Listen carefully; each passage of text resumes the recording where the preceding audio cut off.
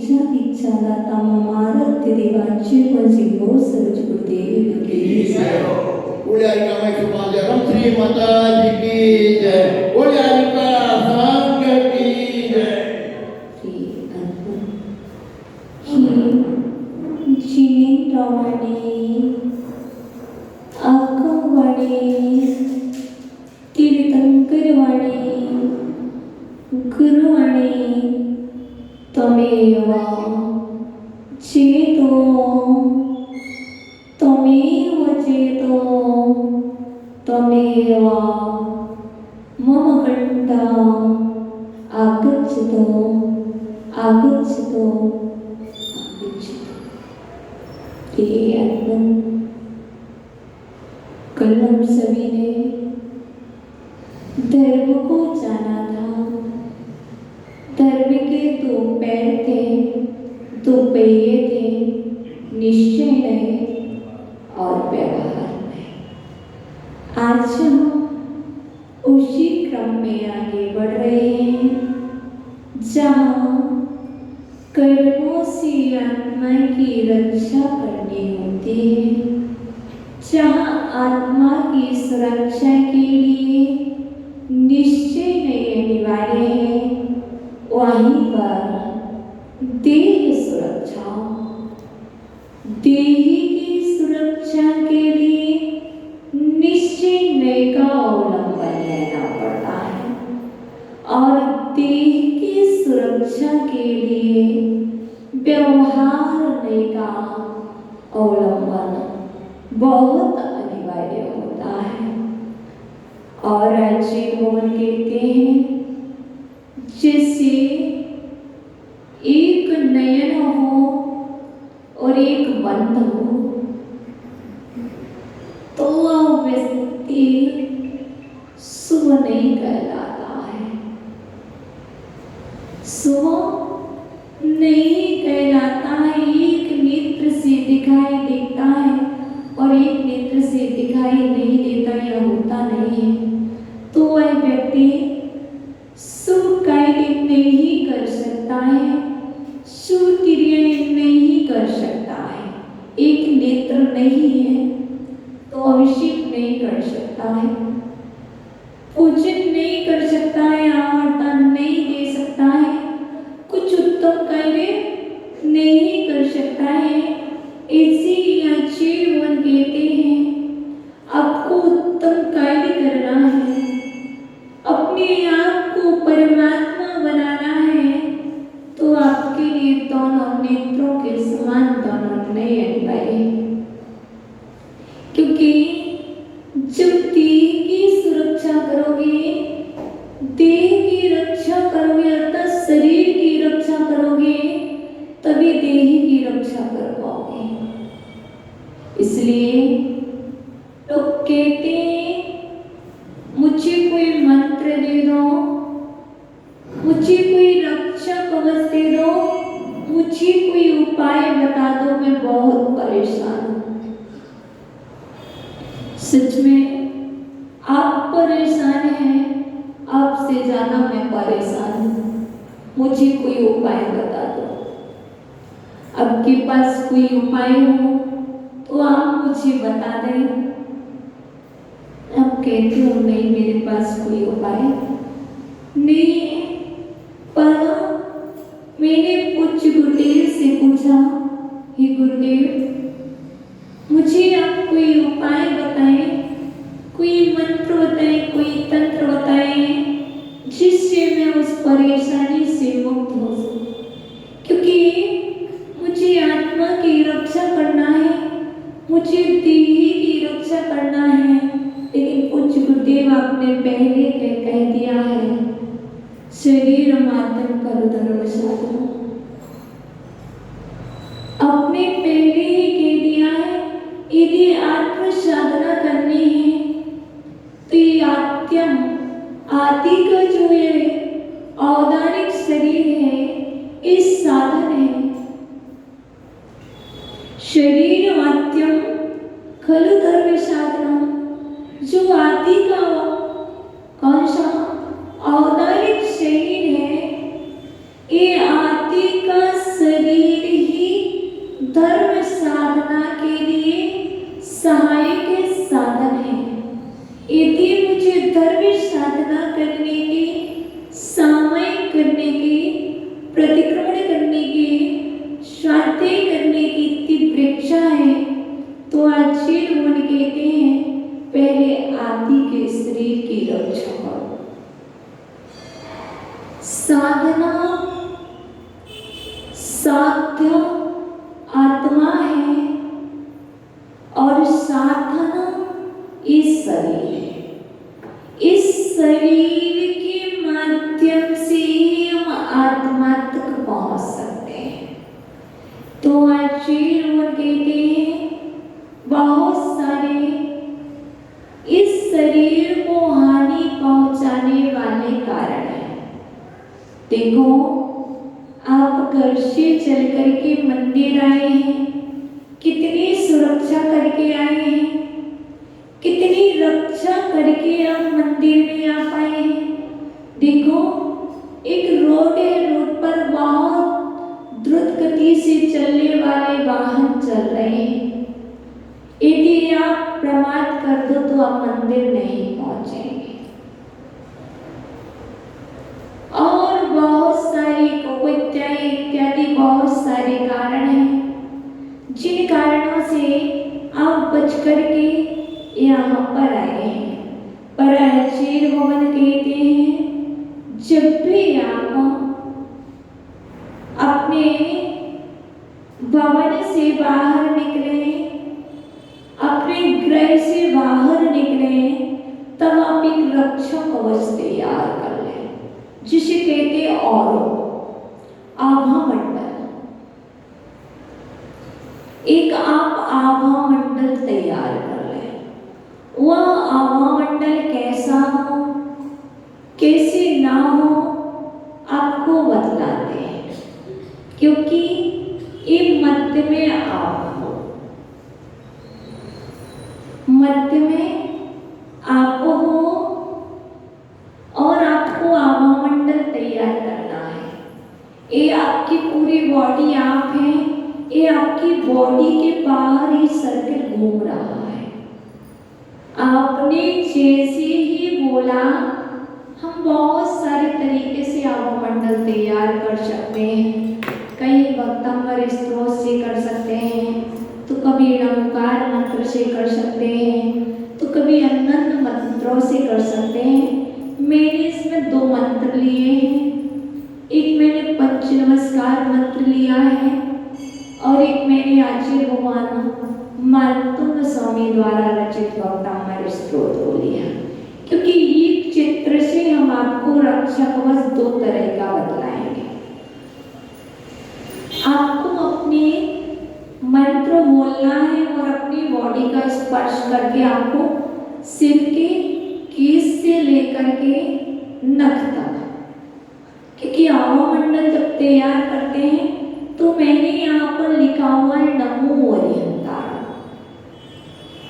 पहले हम आपको पंच नमस्कार मंत्र का बतला देते हैं। जब हम नमो हरिहंतारण बोलते हैं तो आपकी बॉडी के बाहर एक रेड कलर से एक सर्कल तैयार होता है और नमो हरिहंतारण के बाद पूरा घूम रहा है, क्योंकि ये मध्य में आपको रक्षा कवच आप तैयार कर रहे हो। और ये आउटलाइन जो रेड कलर की दिख रही है, ये आपकी बॉडी के बाहर से यूं घूम रही है। इसके बाद नमो सिद्धाय। जैसे ही आपने सिद्धों का स्मरण किया तो ये येलो कलर की आउटलाइन दिख रही है। उस रेड के जस्ट बाहर येलो कलर का एक सर्किल घूमने लगता है। अब आप 2 परिधि में आ गए, एक अरहंतों की कस्टडी में आ गए हैं और एक सिद्धों की। अरहंत तुम्हारी रक्षा करेंगे, सिद्ध परमेश्वरी तुम्हारी रक्षा करेंगे। और ये अरहंत के स्मरण स्वरूप रेड आउटलाइन घूम रही है। आप अनुभव करेंगे कि आपके राउंड लगाती हुई रेड कलर की आउटलाइन है और सिद्धों का स्मरण किया तो येलो कलर। और जैसे ही आप आचार्य परमेष्टि को याद करते हैं, नमो आइडियाणो, नमो आइडियाणो, नमो आइडियाणो, और आपके यहाँ व्हाइट कलर की एक पंक्ति, एक आउटलाइन घूमने लगती है, नमो वज्रयाणो, नमो वज्रयाणो। और यहाँ पर ये हमने जो विभूति है ये व्हाइट के लिए दी है, क्योंकि व्हाइट पर व्हाइट दिखता नहीं है, इसलिए आप इसको व्हाइट समझना। और यहाँ पर एक ग्रीन कलर की एक आउटलाइन जा रही है, ये नमो वज्रयाणो, नमो वज्रयाणो। और उपाध्याय परमेष्टि आपकी रक्षा कर रहे हैं और आपके देह के बाहर ये 4 आउटलाइन घूम रहे हैं। और अंतिम है नमो लोए सव्य सावधान। जैसे हमने यहाँ से पैन घुमाया, ऐसे ही अपने बॉडी का स्पर्श करते हुए अपने अपना हैंड घुमाया और आपको रक्षा कवच के अंदर आ गए। और ये ब्लैक कलर की आउटलाइन आपके बाहर घूमने लगी। इस तरह से आपने पंच परमेष्टि के स्मरण करके एक रक्षा कवच तैयार किया है। अब ये रक्षा कवच तैयार हो गया, जब इसके अंदर आपको किसी को प्रवेश करना होगा, किसी भी जीव को प्रवेश करना होगा, तो कितनी मेहनत करना पड़ेगी। एक तो वैसे भी कोई भी विद्या हो, कोई भी चीज हो, ब्लैक पर प्रभाव नहीं पड़ता है। ब्लैक के ऊपर आप कितना भी कलर करें प्रभाव नहीं पड़ेगा, एक तो पहले ही यही आउट हो जाएगा। और कदाचित कोई आगे प्रवेश भी करे तो यहाँ आएगा और यहाँ से, और मैं मान भी लूं कि यहाँ तक प्रवेश कर गया तो रेड कलर का जैसे ही स्पर्श करेगा तो क्या हो जाएगा, वो बस में हो जाएगा, क्योंकि रेड कलर वशीकरण है। और आपको अपने देह की रक्षा करनी है तो आचार्य वो कहते पहले आप रक्षा कवच तैयार कीजिए। जब तक आप रक्षा कवच तैयार नहीं करते तब तक आपको भय होगा, विकल्प होते हैं, संक्लेश होता है, कहीं ऐसा ना हो जाए। और जहां आपने रक्षा कवच तैयार कर लिया है, आवामंडल तैयार कर लिया है, उसके बाद कोई प्रवेश नहीं कर सकता, क्योंकि आपको अंदर में कॉन्फिडेंस होना है, मेरे पास रक्षा कवच है, बारिश आई है मेरे पास छाता है, मेरे पास तालपत्री है बैग में।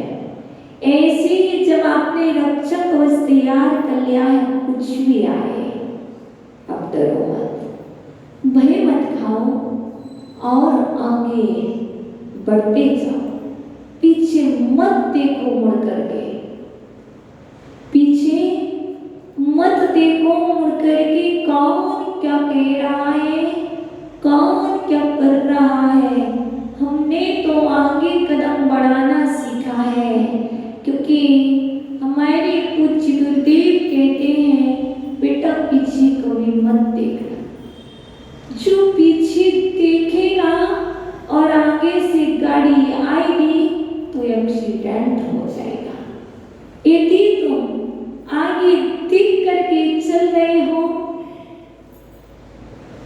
पीछे ज्ञान नेत्रों से देखो, विवेक की आंखों से देखो कि पीछे कोई हॉर्न तो नहीं दे रहा, ध्यान देना, पर पीछे मुड़ना नहीं है।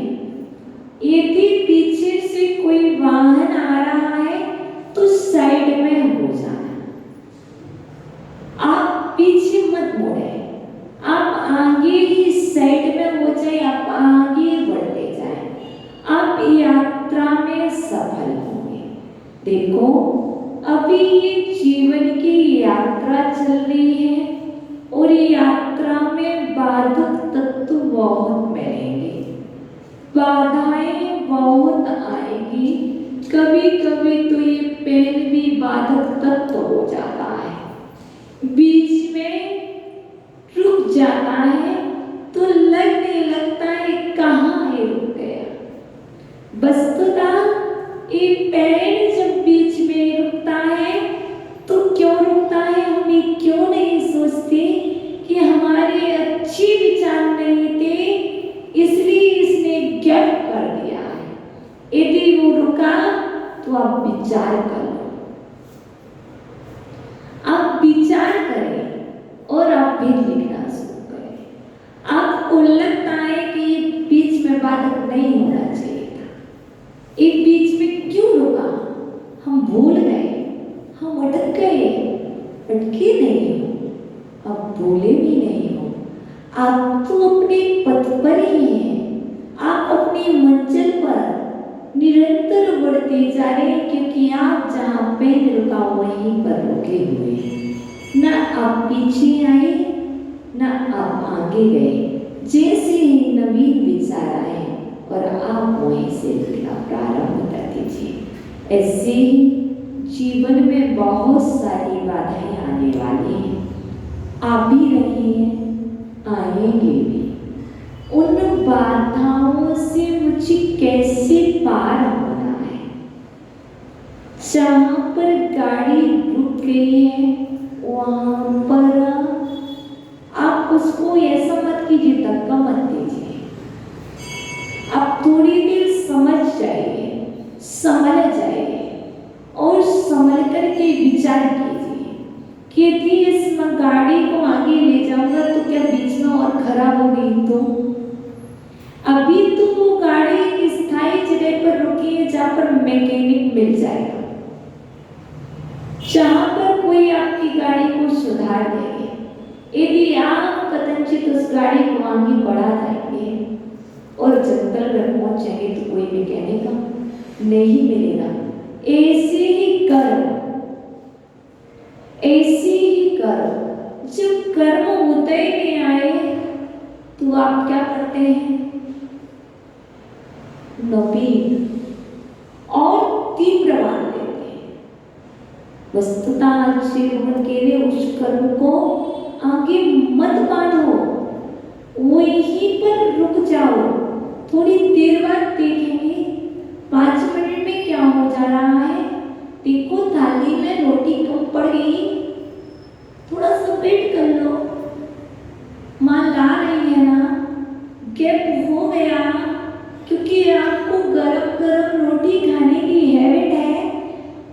तो अब क्या होगा, जब माँ एक बनाएगी रेडी होगी तब तक आएगी तो उसके मध्य में गिर पड़ेगा कि नहीं।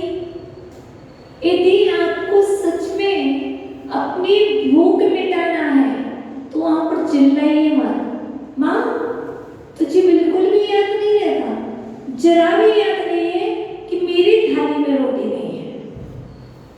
बेचारी माँ को गुस्सा आएगा, क्यों, इसलिए आएगा कि मैं बेटा तेरे लिए रोटी तैयार कर रही हूँ, ला रही हूँ ना, और तुमने और क्या कर दिया। ऐसी बीच में यदि थोड़ी सी देर गैप हो गया तो शांति रखो, आएगी तो और प्यार से माँ खिलाएगी।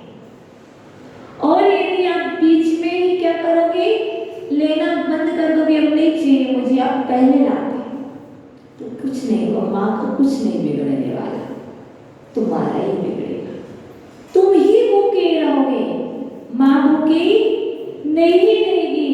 इसी तरह जैसे भोजन में थोड़ी सी क्षमता रखते हैं तो पेट भर जाता है, वैसे ही अपने जीवन में बाधाएं आने पर, संकट आने पर आप क्षमता को रखते हैं और सहन करते हैं तो आप ऊपर उठ जाते हैं। यदि सहन नहीं करते हैं तो आप वहीं पर रह जाते हैं कभी कभी, और कभी नीचे भी पहुंच जाते हैं, क्योंकि ये सामायिक पाठ है। समता का पाठ सामायिक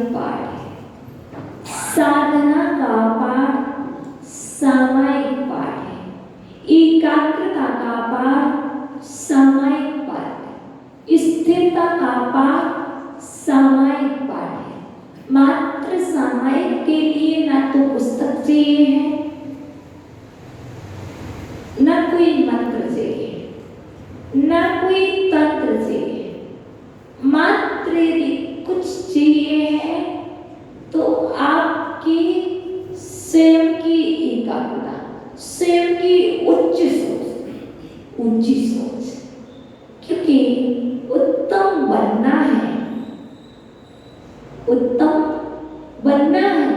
श्रेष्ठ बनना है, तो हमें ऊंची सोच, ऊंचे विचार रखने होंगे, उच्च विचार रखने होंगे। यदि विचार उच्च नहीं होंगे तो जीवन उच्च नहीं हो सकता, क्योंकि आचार्य लोग कहते हैं ऊंचे विचार उच्च आचार को जन्म देते हैं। आचरण महान विचारों से बनता है, और जब विचार महान होंगे तो आचरण महान होगा, और आचरण महान होगा तो जीवन महान होगा। भोजन से मन बनता है, जैसा भोजन होगा वैसा आपका मन होगा। मन से विचार बनते हैं, भोजन से मन बनता है, मन से विचार बनते हैं, विचार से आचार बनता है, और आचार से जीवन का निर्माण होता है। इसलिए आपको जीवन अच्छा बनाना है तो भगवान कहते भोजन अच्छा कीजिए। अच्छे से तात्पर्य शुद्ध कीजिए, सात्विक कीजिए, शांति से कीजिए, क्योंकि आचार्य कुंद स्वामी रेण सार में बहुत प्यारी सी गाथा कहते हैं, और उसमें आचार्य भगवान साधुओं को समझा रहे हैं और उनको एक मार्गदर्शन दे रहे। तुम कौन हो, भिक्खु हो कि व्यंतर हो? आचार्य भगवान कुंद स्वामी कह रहे कुहेणे कलहेणे जायण शीलेण संकलेशेण रुत्येण रोषेण भुंजनो किम व्यंतरो भिक्खु। मतलब जहां पर श्रावक और साधु की बात चल रही है, वहां पर कुंद स्वामी साधु से कह रहे हैं, बताओ तुम व्यंतर हो कि भिक्षु हो, तुम साधु हो कि व्यंतर हो? क्यों? कोहेण क्रोध करके, भुंजने भोगते हो, आहार को ग्रहण करता है जो क्रोध करके, वो व्यंतर होता है। तात्पर्य क्योंकि जो रेण सारे वो श्रावक के लिए है, सायार नयार तंबीणम सागार श्रावक, अनिकाम साधु के लिए है। तो आचार्य भगवान सिर्फ साधु को नहीं कह रहे, दोनों को कह रहे। तो आचार्य भगवान के लिए आपने कहा है भोजन से मन बनता है, मन से विचार बनते हैं, विचार से आचार बनता है, और आचार से जीवन बनता है। तो आचार्य भगवान कहते हैं बताओ विचार अच्छे कैसे बनेंगे, भोजन कैसे किया? कोहेण क्रोध करके किया तो मन अच्छा हो ही नहीं सकता। तुम्हें कितना भी कर लेना, यदि मन को अच्छा रखना है तो भोजन शांति से करना होगा। कलह करके, जो क्रोध करके भोजन करते हैं वो व्यंतर होते हैं। उनका विचार व्यंतरों के समान होता है, उनका जीवन पितरों के समान होता है, उनका आचरण पितरों के समान।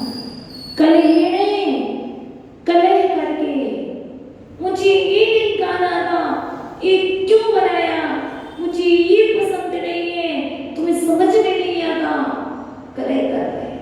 मैं नहीं कहूँगा, करते ना बच्चे, करते ना बड़े लोग, करते ना, कलह कर रहे। और वो कलह के द्वारा किया गया भोजन स्वस्थ नहीं बनाएगा, मन को प्रसन्न नहीं बनाएगा। करो वहां भी सामायिक पाठ कह रहा, भोजन समता से करो, भोजन धैर्य से करो, शांति से करो, तब मन अच्छा होगा। मेरा मन अच्छा नहीं है, पक्का भोजन में कुछ हो गया होगा, विचार अच्छी नहीं है तो क्या सोचेंगे, आज पक्का आहार लेने गए थे, कोई ऐसा द्रव आ गया कि सामने वाले के विचार अच्छे नहीं हुए, इसलिए हमारे लिए प्रभाव पड़ रहा। या आचार्य मोहन ने एक स्टोरी आप लोगों ने सुनी होगी कि मुनिराज ने कहीं के कसाई के घर का आहार किया था, तो क्या हो गए थे वहां, चोरी करने के। इसलिए आहार का द्रव्य शुद्ध होगा तो मन भी शुद्ध होगा, विचार भी शुद्ध होंगे। इसी तरह आप भी जब भोजन करो तो उन विचारों से पवित्र होकर के करें। फिर सामायिक पाठ है, ये तो आत्मा का भोजन है, और घर पर तन को पुष्ट करने का भोजन होता है, यहाँ पर चेतन को पुष्ट करने का भोजन चल रहा है। तो कोहेने कलेने जायण सीलेन, याचना करके, मांग करके नहीं। तो आचार्य मोहन स्वामी कहते हैं, मांगो तो बेहतर, मांगो तो बेहतर, और ना मांगो तो भिक्षु। संकेत है, अब मांग नहीं सकते, लेकिन टेबल पर रखा है, दिख रहा है, और कोई दे नहीं रहा, तो संक्लेश करने बैठ जाओ, तब भी आचार्य भगवान के दिव्यता। ऐसे आपकी माँ ने भोजन बनाया, माँ भूल गई, और तुम मन में सोचने लगे पक्का मेरी माँ ने अपने लिए बचा लिया। क्या माँ कदाचित भूल गई? ऐसा नहीं था कि माँ को देना नहीं था, और ऐसा नहीं था कि उस श्रावक को आहार नहीं देना था, और ऐसा भी नहीं था कि माँ ने बेटी को भोजन नहीं देना था। कदाचित माँ भूल गई बहुत सारी व्यस्तताओं में, और आपने सोच लिया माँ बड़े माई का तो बहुत ध्यान रखती है, मैं को जब देखो तब भूल जाती है। क्या हो गया? उस समय तुम्हारी शांति, शरीर संक्लेश हो गया, तो वो भोजन से मन अच्छा नहीं होगा।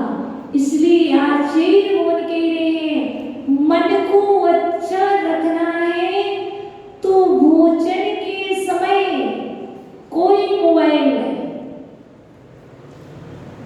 क्योंकि घर में शांति है, परिवार में शांति, सब कुछ है, लेकिन कभी कभी तुम्हारे मन को अशांत करने वाला ये मोबाइल है। जब आप भोजन कर रहे हो तो मोबाइल बंद। क्यों? क्योंकि मुझे अपने मन को अच्छा रखना है, मुझे अपने विचार को अच्छा रखना है, मुझे अपने आचरण को अच्छा रखना है, मुझे अपने जीवन को अच्छा बनाना है, महान बनाना है। तो मुझे आहार के समय मोबाइल से परहेज करना होगा।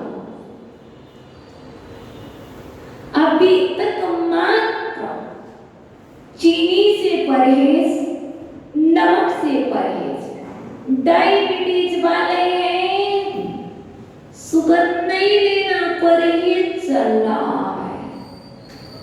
बीपी हाई हो रहा, नमक नहीं लेना है। सोमवार है, हरी नहीं लेना है। रविवार है, नमक नहीं लेना। आज जैन होकर के थे, तुम सब कुछ लो, लेकिन तुम अशुद्ध करने वाली वर्गणाओं से परहेज कर लो। वह सबसे पहला कारण मोबाइल, दूसरा टीवी। इनसे आप परहेज करो। ये दूरदर्शन के जो सागर हैं, वो जिन दर्शन से दूर रखने वाले हैं। जितना व्यक्ति दूरदर्शन के पास पहुंच रहा है, उतना ही व्यक्ति देव दर्शन से दूर हो रहा है। यदि तुम्हें अपने पास आना है, देव के पास आना है, तो आप इनसे दूरी बनाएं। मात्र हम आपको भोजन के समय की बात कर रहे हैं, इतने समय का परहेज सभी कर सकते हैं ना। मैंने अभी तक किसी को नियम नहीं दिया, बहुत दिन से आहार ले रही हूँ, बहुत दिन हो गए, बहुत दिन से आहार ले रही हूँ। और अब कल रक्षाबंधन भी आने वाला है ना। तो मेरे मन में आया है, क्यों ना पूछ लूं, क्यों ना पूछ ले, क्योंकि बहुत सारे भाई होते हैं जो बहन को गिफ्ट देते हैं, तोहफा देते हैं।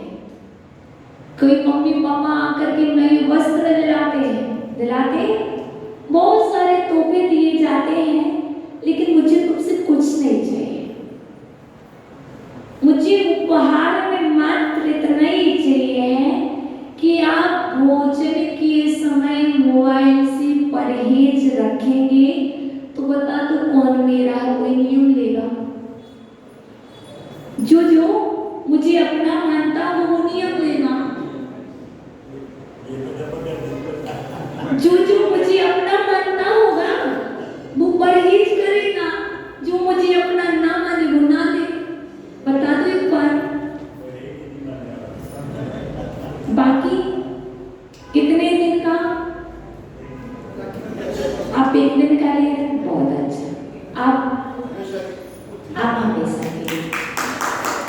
मैंने अभी आपको सीमा नहीं बोली थी, गड़बड़ नहीं करती, गड़बड़ नहीं किया, क्योंकि मैंने समय सीमा नहीं बोली थी। और बाकी अपने अपनी शक्ति अनुसार एक दिन, 7 दिन, 1 महीने, जीवन भर, 15 दिन, 5 दिन, 3 दिन आप अभ्यास करें। पर जितने लोग बैठे हैं, आज का तो सबका नियम है, आज का तो सबका नियम है। जब भी भोजन करेंगे, मोबाइल से परहेज रखेंगे। बजने दो घंटी, बजने दो रिंग। मुझे आज कोई फोन रिसीव नहीं करना, मुझे तो माँ के हाथ का भोजन करना है, मुझे अपने मन को अच्छा रखना। जब एक दिन अच्छा लगेगा तो दूसरे दिन ऑटोमेटिक करके मुझे कहना नहीं पड़ेगा। और भोजन के समय मोबाइल साइड में होगा तो ध्यान रखना, शांति से करें, समता के साथ करें, धैर्य के साथ करें, उसमें सब कुछ भूल जाए, बहुत अच्छा लगेगा। कल फिर बताना कैसा लगा, पूछेंगे, क्योंकि आपका समय हो गया है और इसको पढ़ना भी है, पढ़ ले, कल भी नहीं पढ़ा था। 20 नंबर का श्लोक है ना, विलोक्यमाने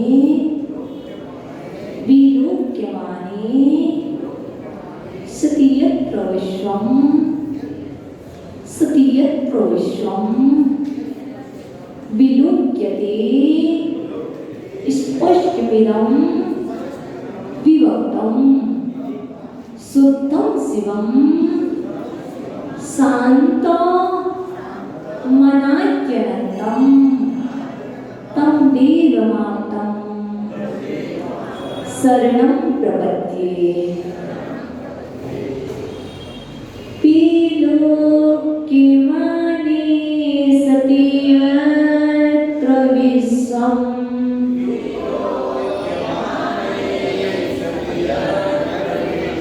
माता जी का उपवास है आज।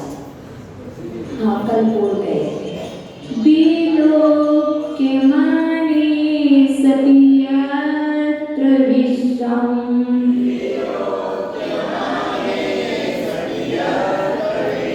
यदि देखो आपने क्यों खाए वो तो अच्छे से बोलना। यदि भोजन किया हो तो भजन अच्छे से करना।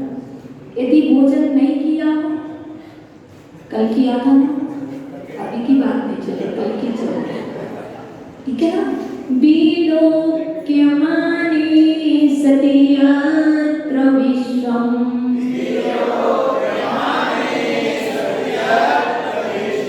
विलोक्यते स्पष्टमिदं विविक्तम्।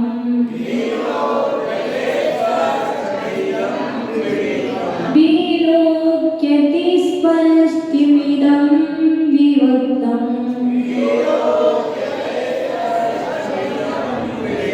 सुत्थं शिवं शान्तिमनाद्यनन्तम्।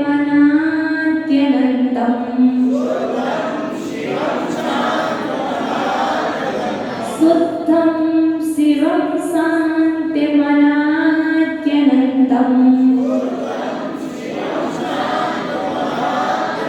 तं देवमाप्तं शरणं प्रपद्ये।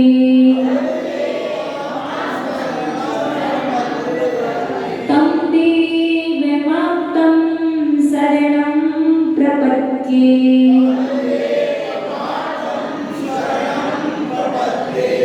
मैं उनकी शरण को प्राप्त होता। तम देवमाप्तं शरणं प्रपद्ये। मैं उन्हीं जिनेंद्र देव की शरण को प्राप्त होता हूँ। कौन से? यत्र जिसके विलोक्यमाने सति अवलोकन करने पर। विलोक्यमाने सति जिसकी अवलोकन करने पर इदं विश्वम्, इदं यह विश्वम् विश्व स्पष्ट रूप से विविक्तम पृथक विविक्तम पृथक विलोक्यते दिखाई देता है। मैं उन्हीं जिनेंद्र देव की शरण को प्राप्त होता हूँ जिसके अवलोकन करने पर यह विश्व स्पष्ट रूप से पृथक दिखाई देता है।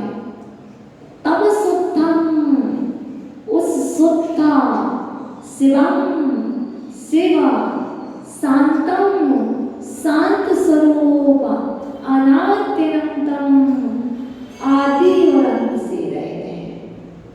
मैं उन देवादि देव और अनंत देव की शरण को प्राप्त होता। ये जिनेंद्र देव